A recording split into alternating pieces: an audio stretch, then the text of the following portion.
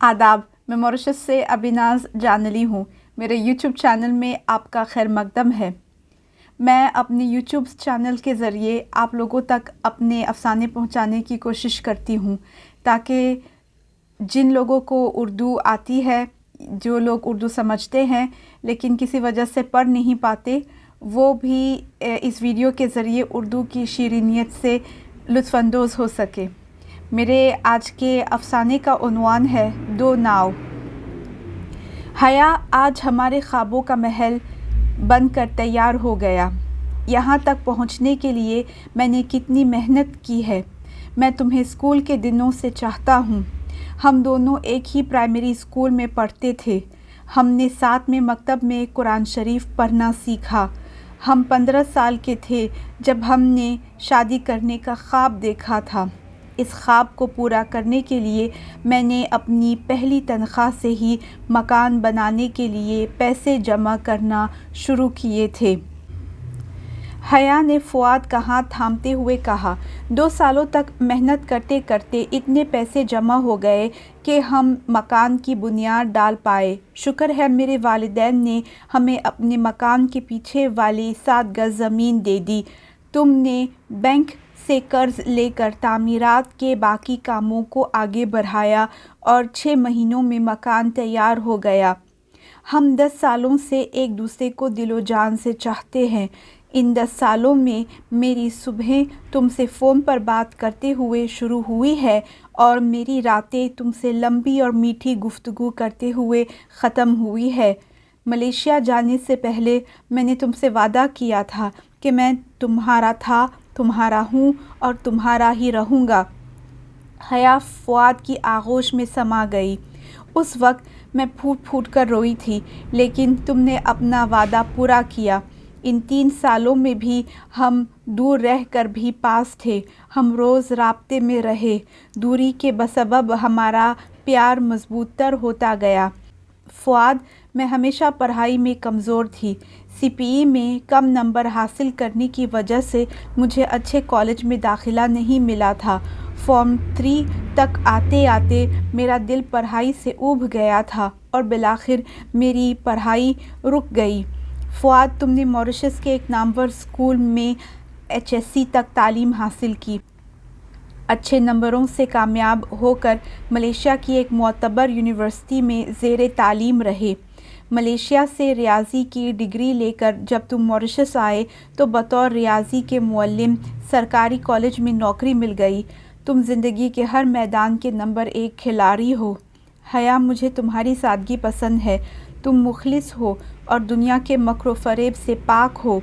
तुम मुझे ऐसी ही पसंद हो। कॉलेज छोड़ने के बाद तुमने सिलाई कढ़ाई का काम सीखा। सिलाई के काम के साथ साथ तुम नमकीन और मिठाइयाँ भी बनाती हो। लोग तुमसे सालगिरह, शादी या किसी जश्न के लिए खाने की चीज़ों का ऑर्डर लेने आते हैं।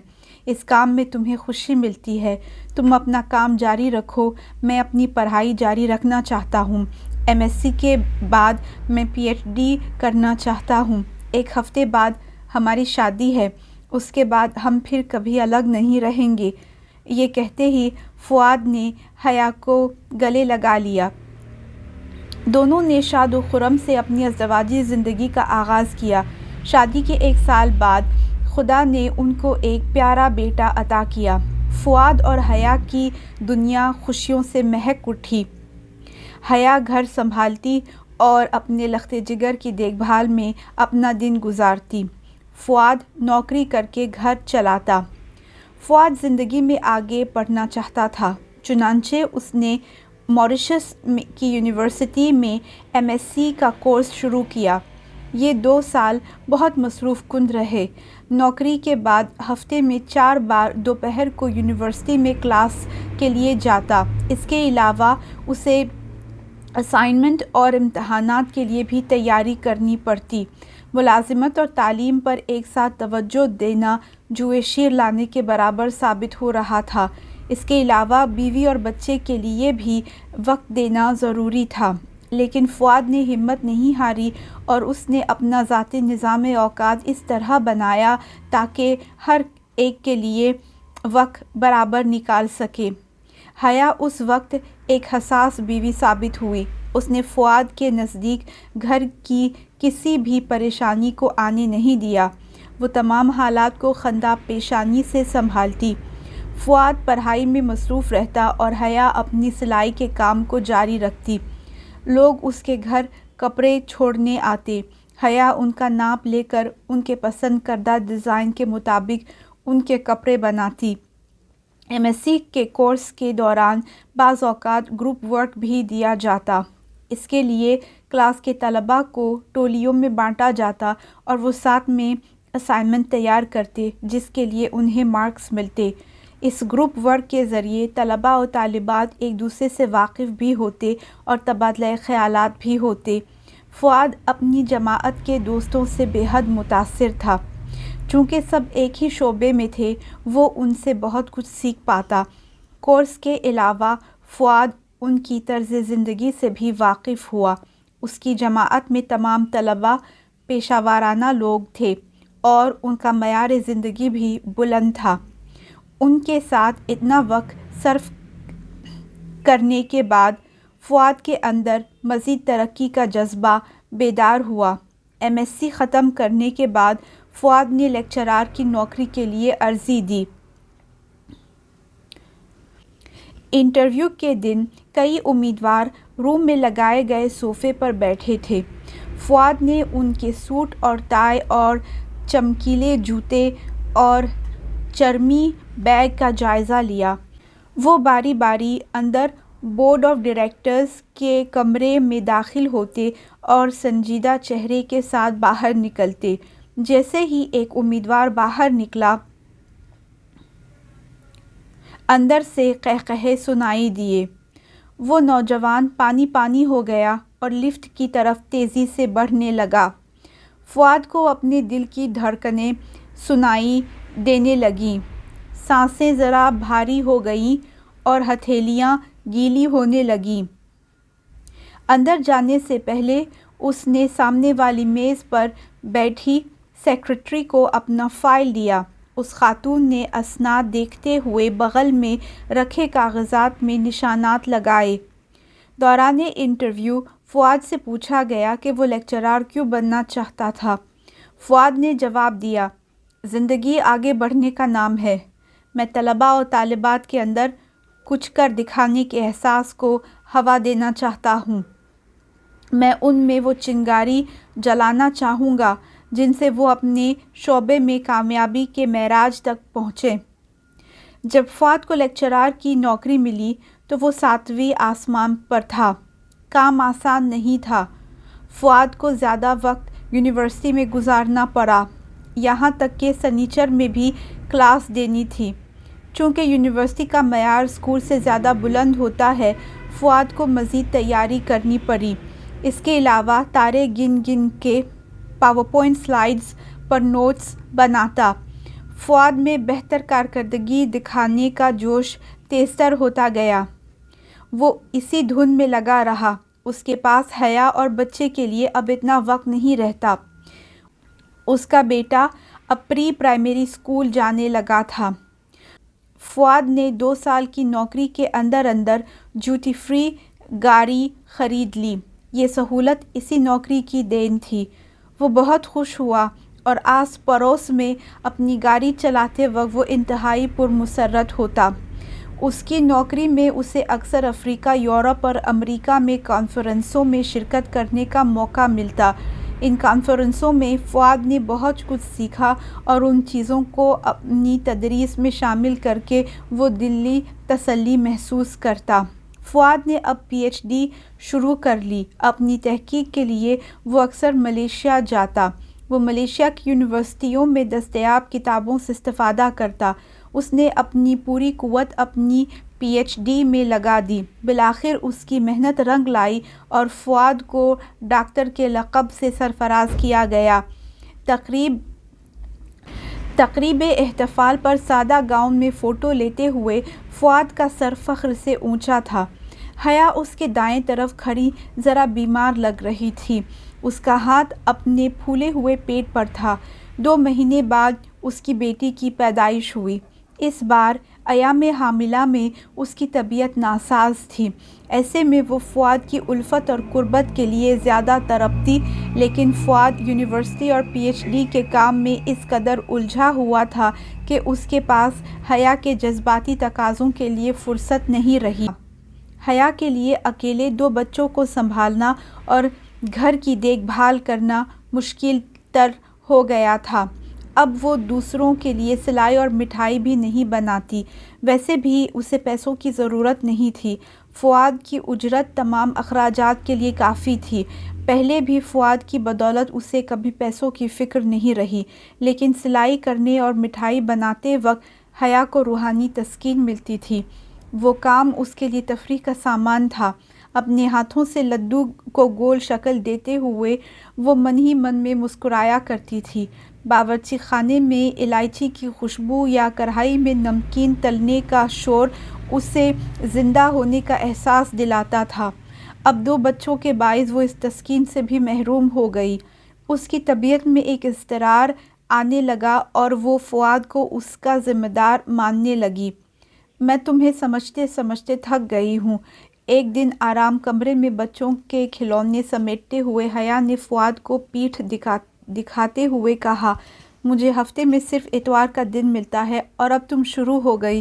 فؤاد نے صوفے پر بیٹھے ٹی وی کا چینل بدلتے ہوئے کہا، پھر تو بات ہی ختم ہو گئی۔ حیا آرام کمرے سے چلی آئی اور بچوں کا کھانا تیار کرنے میں مصروف ہو گئی۔ حیا کے رویے کی تبدیلی فؤاد پر اثر کرنے لگی۔ حیا کا چڑچڑاپن اور طنزیہ لہجے سے اس کا جی گھبرانے لگا اور وہ حیا سے مزید دوری اختیار کرنے لگا۔ وہ زیادہ تر وقت یونیورسٹی میں گزارنے لگا۔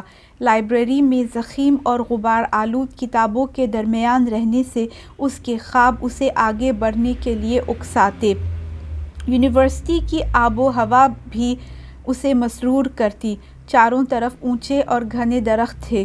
وسیع میدان کی ہری گھاس پر چلتے ہوئے ٹھنڈی ہوا سے وہ تازہ دم ہوتا۔ یونیورسٹی میں ان چیزوں کے علاوہ کوئی اور بھی تھی جو باعث پرکشش تھی۔ ان دنوں یونیورسٹی کے باغ میں نیا پھول کھلا تھا جس کا رنگ اور جس کی خوشبو سب کو اپنی طرف کھینچ رہی تھی۔ تزکیہ اس کی ہمکار تھی۔ دونوں ایک ہی شعبے میں ایک ساتھ مقرر ہوئے۔ اتنے سالوں ساتھ کام کرتے کرتے دونوں ایک دوسرے کے مزاج اور شخصیت سے پوری طرح واقف ہو گئے۔ فؤاد تزکیہ کی ذہانت پر فدا تھا۔ زندگی میں پہلی بار اس نے ایک خاتون کو اپنے پیشے سے منسلک اتنا جوش و خروش کا مظاہرہ کرتے ہوئے پایا۔ تزکیہ نے متعدد کتابیں لکھی ہیں اور کئی پروجیکٹ میں فعال و متحرک بھی تھی۔ تزکیہ ایک خود مختار لڑکی تھی جس نے اپنا مکان خود بنایا تھا اور وہ خود کی گاڑی بھی چلاتی تھی۔ فؤاد کو خود میں اور تزکیہ میں مماثلتیں نظر آنے لگیں۔ وہ تزکیہ سے اعلیٰ سطح کی باتیں کر سکتا تھا اور تزکیہ نہ صرف ان باتوں کو سمجھتی بلکہ اپنا زاویہ نظر بھی پیش کرتی۔ دونوں کے بیٹھنے کا کمرہ ایک ہی تھا۔ فؤاد نے ایک بار تزکیہ سے پوچھا، تم نے اب تک شادی کیوں نہیں کی؟ تزکیہ مسکرائی، پھر اس نے جواب دیا، پرانے زمانے میں شاید لڑکیوں کو اتنا نہیں پڑھایا جاتا تھا کیونکہ ان کے لیے پھر لڑکا ڈھونڈنا مشکل پڑ جاتا تھا۔ میرا بھی یہی حال ہے۔ اتنی پڑھائی اور اتنی بلندی پر پہنچنے کے بعد کوئی ہم پلہ ملتا ہی نہیں جو میرے باغی خیالات کو برداشت کر سکے۔ ویسے میں اپنے ذاتی معاملے لوگوں کو نہیں بتاتی۔ تو کیا میں یہ سمجھوں کہ تم مجھے اپنا سمجھتی ہو؟ تزکیہ نے فؤاد کی آنکھوں میں دیر تک دیکھا، پھر اپنی کتاب میں محو ہو گئی۔ تزکیہ کے الفاظ میں فؤاد کو اپنا عکس نظر آتا۔ شروع میں اس نے حیا کے ساتھ رخت سفر باندھا تھا، پھر وقت کے ساتھ حیا کہاں گم ہو گئی اور اس کا ساتھ کب چھوٹا، فؤاد کو پتہ ہی نہیں چلا۔ فؤاد اور تزکیہ ساتھ میں بیرونی ممالک میں کانفرنسوں میں جایا کرتے تھے۔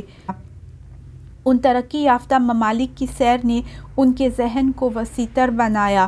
ماریشس واپس آ کر وہ ان چیزوں پر گھنٹوں گفت و شنید کرتے اور یونیورسٹی میں بھی تجاویز پیش کرتے تاکہ نظام تعلیم میں تمدن آئے۔ ان چیزوں نے فؤاد میں نیا جوش و خروش پیدا کیا۔ فؤاد کی بڑھتی ہوئی غیر موجودگی نے حیا اور اس کے بیچ کے تناؤ کو اور سنجیدہ بنایا۔ حیا کے بارے میں سوچتے ہی فؤاد کو صرف شکایتیں سنائی دیتی۔ تمہارے پاس میرے لیے کبھی وقت نہیں رہتا، بچے کیا کر رہے ہیں، تم اس سے بیزار ہو، تمہیں گھر کا کبھی خیال رہا ہی نہیں۔ اگر خیال نہیں ہوتا تو ہر مہینے گھر چلانے کے لیے پیسے نہیں دیتا؟ فؤاد نے پلٹ کر جواب دیا، پیسے سب کچھ نہیں ہوتے، مجھے تمہارا سہارا چاہیے، حیا تیز آواز میں کہتی۔ فؤاد کو حیا کے الفاظ سنائی نہیں دے رہے تھے، بلکہ اس کی چیخ و پکار فؤاد کے کان کے پردوں سے ٹکرا رہی تھی۔ وہ اس تناؤ سے تنگ آ گیا تھا۔ اسے تزکیہ کے تصور میں ویسے ہی سکون ملتا جس طرح سمندر کے مضطرب موجوں کو ساحل پر آ کر قرار ملتا تھا۔